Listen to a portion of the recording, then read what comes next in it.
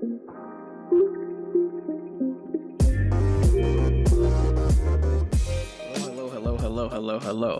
Welcome to another episode of Big Talk.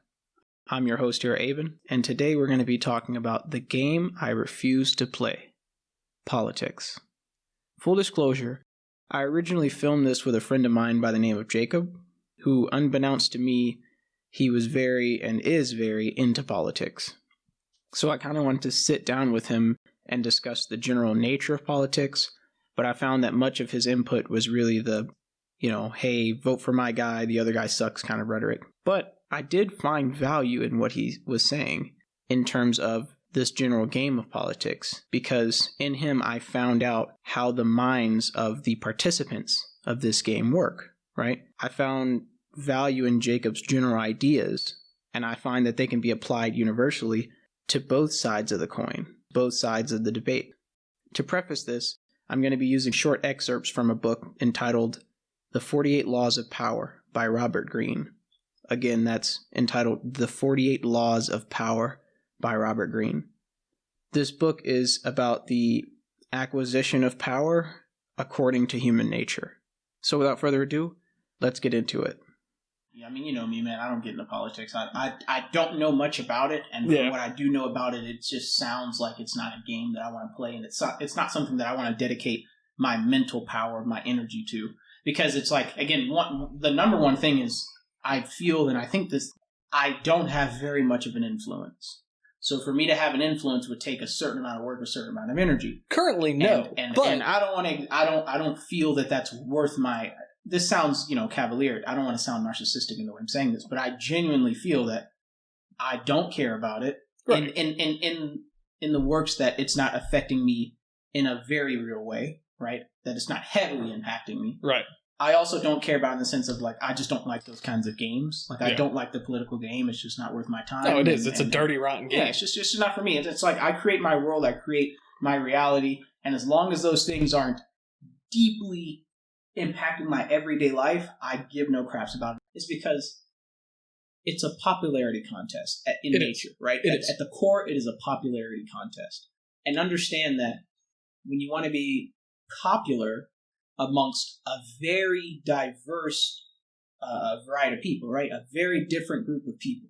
Everybody in this group has their own agenda, their own things that they like, and they are all impressed by different things. So if you want to appeal to this mass, you're going to have to make yourself appeasing. Palatable. You're going to have to make yourself digestible. You're going to have to make yourself likable, and you're going to have to incorporate and take into account all of the things that this mass likes. And of course, therefore, you can't be straight cut one way, this way. Right. Because there's too many opinions to take into account. So if you want to win the popularity contest, which is what it comes down to, hear me out, is that you have to adapt yourself to these different ways. Now, again, in nature, I don't sit well with that. Right. Because maybe if you watch the last episode, for those of you listening, check out the last couple episodes, I talk about the mask. Mm-hmm. In my self-acceptance episode, I talk a lot about the mask. In that, maybe you heard that excerpt on it, right? There's a part of ourselves that we are when we're at home, no one's around, and there's a part of ourselves that we express ourselves in different social constructs. When I'm in church, I don't curse. When I'm out at the movies, I'm sitting there quiet, and I may hold in my sneeze. When I'm, out with, if I'm around some girls and I'm trying to entertain them at a bar, maybe I curse more, maybe I tell more jokes, maybe I laugh a little bit more, whatever. Yeah. Right? In a sense, it is not truly, genuinely who I am. It's just a mild adaptation, and in some people, a very heavy adaptation in different social settings. So a politician, by nature, has to wear a mask. Yeah. By nature, he or she has to wear a mask. That does not sit well with me. In the preface of this book, it says this, and I quote, "Power requires the ability to play with appearances. To this end, you must learn to wear any mask and keep a bag full of deceptive tricks. Deception is a developed art of civilization and the most potent weapon in the game of power. You cannot succeed at deception unless you take a somewhat distant approach to yourself. Unless you can be many different people, wearing the mask the day and the moment require. Playing with appearances and mastering arts of deception are amongst the aesthetic pleasures of life. they are also key components in the acquisition of power. So I ask this, is politics nothing more than a game of who can wear the best mask? Moreover, is the winner simply the master of deception? Why don't we take a second look at some of the other examples of deception in reference to politics and our own thoughts and influences? Notably, I think that this comes down to 3 main points.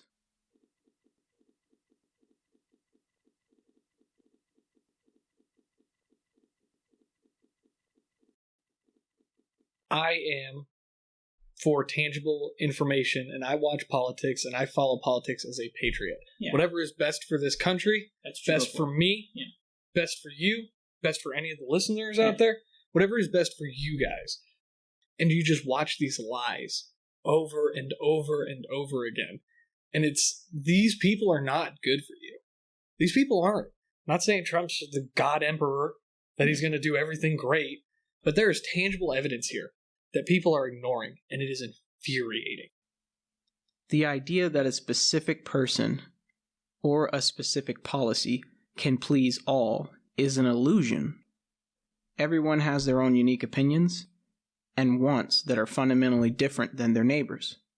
Therefore, to please some people, one will have to dissatisfy others. It is impossible to encompass all.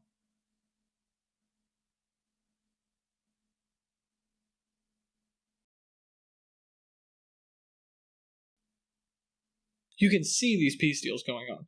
3 countries that refused to see Israel and recognize them as a country. Because for those of you that don't know, Israel was not created until 1945. A lot of Middle Eastern countries did not recognize Israel because, one, it's a Jewish country, and there's constantly, over history, been issues between the Muslim and the Judeo communities. And secondly, they carved out a huge piece out of, I think it was 3 different countries' land. 3 countries now, but 3 countries now have recognized Israel as a country, as a Jewish country in the Middle East. This is progress. If you're really a progressive, like a lot of these people that vote for Biden are calling themselves, that's what you should be voting for. You shouldn't be voting for the guy that sat in office for 47 years with his thumb up his behind. What did Obama do for the Middle East? Obama promised us that we would be out of the Middle East. He increased our soldiers' presence there.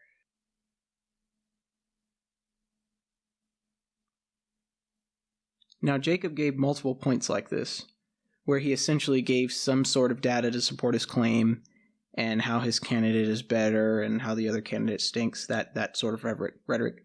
And while I can appreciate people who use logic and facts to support a claim, this data is honestly beyond our interpretation.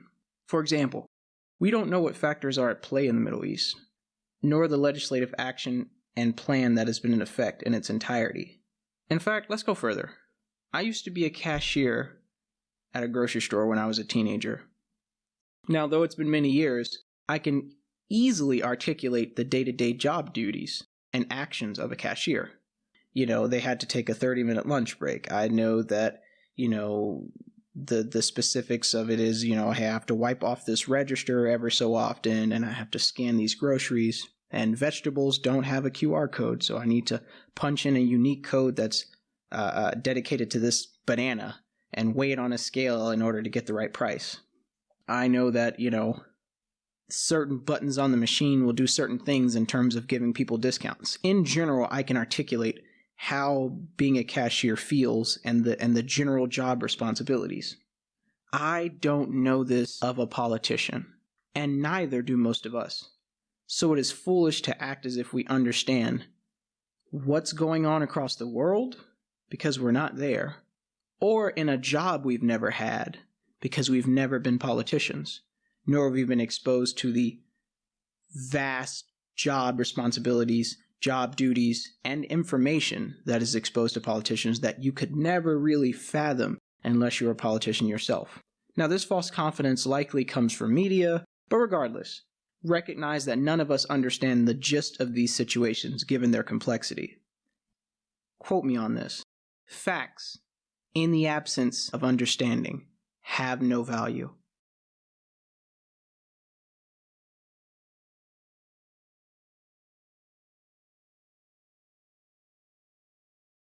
let's say they issued a vote out, a question out, and they sent a questionnaire to the American people, and they say, hey, do you want to raise minimum wage to $15 an hour? Or do you want to raise minimum wage, let's say? Yeah. Right? And some people said yes, and some people said no. If they said yes, let's say they did say yes, then they came out with this whole, okay, it's going to be $15 an hour. Every year it's going to go up $1. Here's going to be the tax things behind it, blah, blah, blah, blah, blah. Here are all the stipulations behind this one idea. All I ask is, do you want it to go to $15 an hour? But here's a whole plan and contract obligation behind this $15 an hour plan, right? The vote only asks, in principle, did I want to raise it, yes or no? The specifics of that law are not determined by me, nor are they written by me, and it's something that a whole, legislative team puts together, and I just have to accept once I vote yes on this. I actually like that you said that, because you're entirely correct. You didn't vote, you wouldn't know. But the ballot this year for Florida had 8 or 9 different legislative decisions on it. Yeah. And it gave you a 2-sentence blurb on everything. You're familiar, whether you know it or not, you just described what is called a rider in Congress. It is something that they tack onto the bottom of the bill. It goes through the House, Senate, and everything, because these people don't want to read all the way through. These bills are massive. Yeah. I mean, their whole packet's wide. So people don't want to read all the way through this. This small bill, which could be entirely separate, it could say, as a rider, House Bill 11.4.86 will pass with this bill. And House Bill 11.4.86 could be something entirely different. And that's the nature of politics. Again, dirty, nasty game. But the trouble is, we need more than a 2-sentence blurb on our ballots to vote for something. This reminded me a couple years ago. Maybe you remember this. I think this was on a county level, and I don't want to get into the specifics of what happened. But I remember there being a vote out of saying, like, hey, it was something of, again, I'm going to totally mess this up, but I'm trying to remember, it was a couple years ago, and it was saying, hey, vote yes or no. You ready for the question? Sure. We should allow indoor vaping and allow some offshore drilling, oil monstrosity crap that obviously drilling oil in this place is bad. Or no, we don't allow vaping and we don't allow this oil drilling. Right. Why are those two things put together?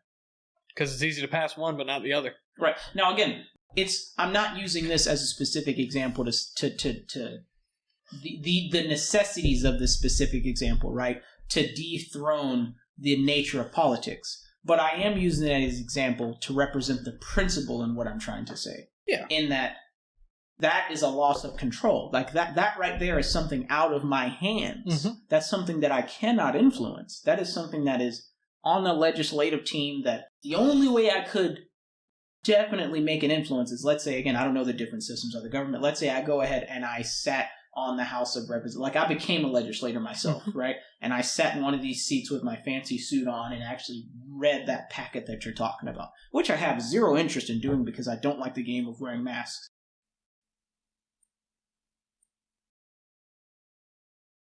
Law 31 from the 48 Laws of Power states, control the options. Get others to play with the cards that you deal. A description of this law continues, and I quote, the best deceptions are the ones that seem to give the other person a choice. Your victims feel that they are in control, but are actually your puppets. Give people options that come out in your favor, whichever one they choose. Force them to make choices between the lesser of two evils, both of which will serve your purpose. Put them in the horns of a dilemma. They are gorged wherever they turn. To expand upon Law 31, it says, when examined closely, the choices we have in the marketplace, in elections, and in our jobs tend to have noticeable limitations. They are often a matter of choice simply between A and B, with the rest of the alphabet out of the picture. Yet as long as the faintest mirage of choice flickers on, we rarely focus on the missing options. For people who are choosing between alternatives, find it hard to believe that they are being manipulated or deceived. They cannot see that you are allowing them a small amount of free will in exchange for a more powerful imposition of your own will. We vote on generalities, not specifics, and the specifics are what make a law legally binding and applicable. Therefore, I must ask, do I really vote on laws? Does my vote actually count? All in all, I feel that given the power dynamic at play and the basic essence of politics, I personally choose not to play this game. I do, though, however, acknowledge my ignorance and neutrality, but for me, the latter is far more detrimental to my consciousness. As always, thank you for tuning in to another episode of Big Talk. To see the full unedited version of this episode, you can visit my website at officialbigtalk.podbean.com. Again, that's officialbigtalk.podbean.com. Or you can go on Spotify, Apple Podcasts, anywhere that podcasts are available, you can find me there. This is Big Talk. Thank you for listening.